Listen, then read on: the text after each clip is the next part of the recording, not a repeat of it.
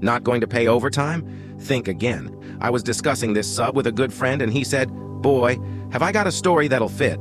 It wasn't his story, but his brother's, and I sat with him and got the details.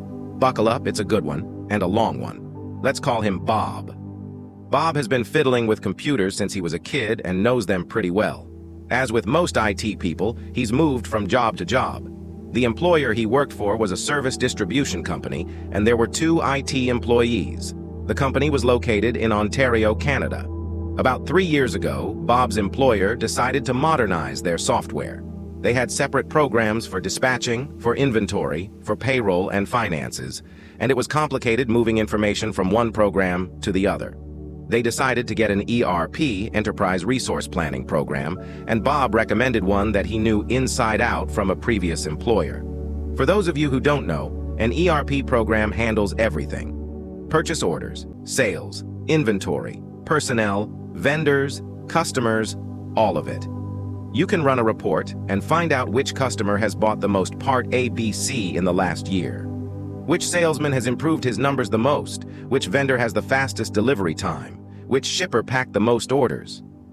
Everyone in the company used the ERP program, but it was very complicated, and they used the aspects of it that related to their position. For example, the receiver would accept a shipment, verify the quantity, confirm it was received, and the inventory stats would be available to the salespeople if they wanted to look up how many were on hand.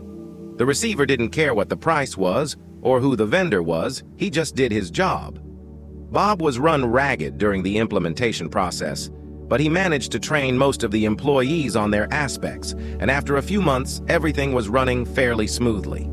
Bob still got tickets for tweaks in the operation of the software and occasional hardware IT issues.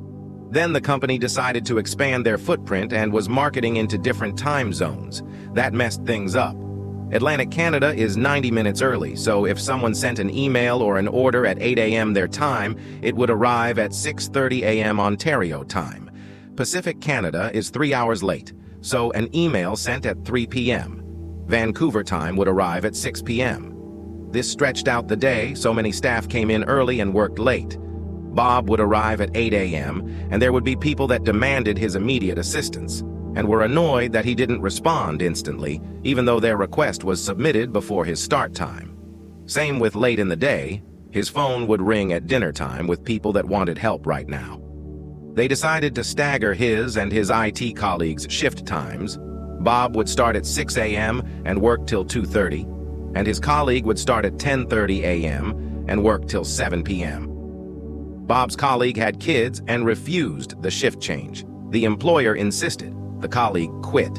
That meant that Bob was the only person in the IT department. The employer said they would look to hire a new IT guy, but they had trouble finding one that knew the ERP system, and they were offering well under a market value salary.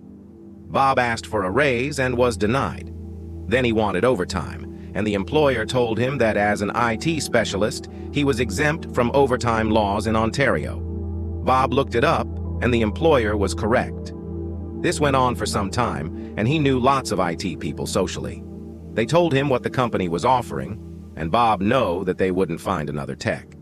Things went downhill from there. Bob would get chewed out if he missed a call or an email, no matter what time it came in. He had to train new hires in the ERP system, as well as take care of the hardware. He asked repeatedly for better compensation and was denied. So he planned to get a new job. Now here's the revenge. Bob had access to the entirety of the ERP program. When a user signed in, the time was logged, and even if they didn't sign out, after 15 minutes it would log them out anyway. Everyone in the company was on salary, and many of them came in early and stayed late. Ontario labor law states that even salaried workers are entitled to overtime after 44 hours a week, unless they were managers or supervisors. So Bob jumped into the program and ran a report for each employee that wasn't a manager, all the way back to when the ERP program was started. Then he reached out to an employment lawyer and got the okay to refer employees to him. Bob lined up another job, and after he left, every employee in the company got an email with an Excel sheet showing the hours they had put in past 44 hours a week. The subject line said, "You're legally entitled to overtime pay." In the body of the email was the lawyer's name. The shit hit the fan.